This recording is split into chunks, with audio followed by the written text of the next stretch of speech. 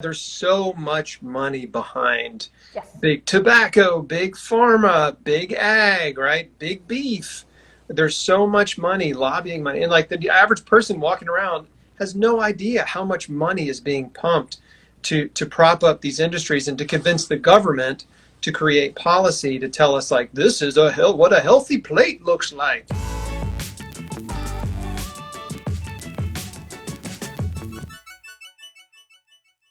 World Health Organization has it clearly listed about foods that directly increase your risk, like for colon cancer, like, processed meats, for example. Yes. And yet there's no FDA label like there is on cigarettes. We have cigarette labels that say this will cause cancer, but where's the label on hot dogs, right?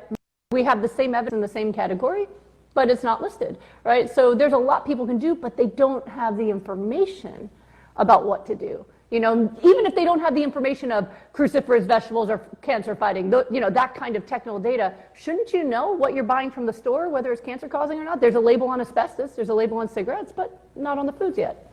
And yeah, I'm glad you brought that up because processed meat is a group 1 carcinogen. Right. It has the same amount of evidence as tobacco, as asbestos, as formaldehyde.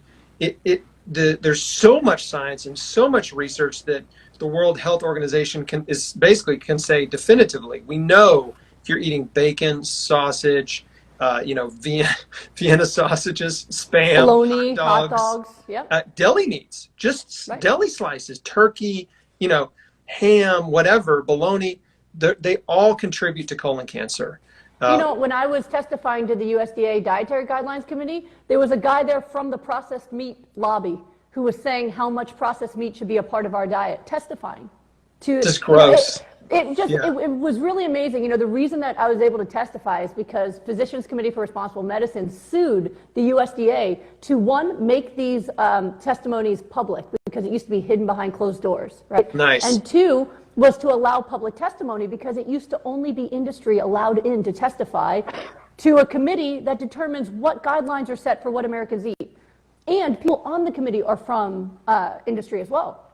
So I got to go in there and they gave me 2 minutes and I crammed 2 minutes, of just heartfelt testimony. But they had the processed meat guy there saying that, it's really overstated about the negative parts of processed meat and you can have this many hot dogs or this many bologna slices or blah, blah, blah. And then on top of that, dairy industry was there. The sugar industry, lady came with her candy cane earrings and lollipop necklace to talk about how much sugar should be in our diet.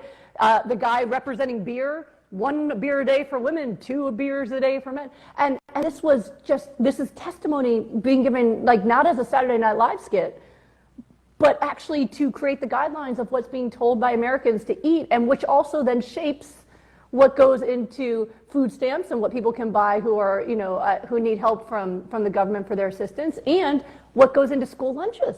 It was terrifying. It was terrifying. I was stressed. I bet. Well, there's so much money behind yes. big tobacco, big pharma, big ag, right? Big beef. There's so much money, lobbying money. And like the average person walking around has no idea how much money is being pumped to prop up these industries and to convince the government to create policy to tell us like this is what a healthy plate looks like. You got a portion of, meat on there and you got, whatever. And like a little bit of fruit and veggies, but you need at least a, big old piece of animal protein at every meal. It's like, it's crazy. Yeah, and that's why we have to be so loud, because people go, well, if that was true, why would the dietary guidelines say to eat, to drink milk or to eat this? And it's, and I grew up in a family that was conservative and trust the government, trust the doctors, trust everything, and it was heartbreaking to realize after I recovered my health, wait a minute, but I was told as a physician to tell mothers to give their babies cow milk at 1 year old. But the data shows that drinking cow milk increases their risk of cancer, diabetes, autoimmune disease, all this stuff. And this research isn't new.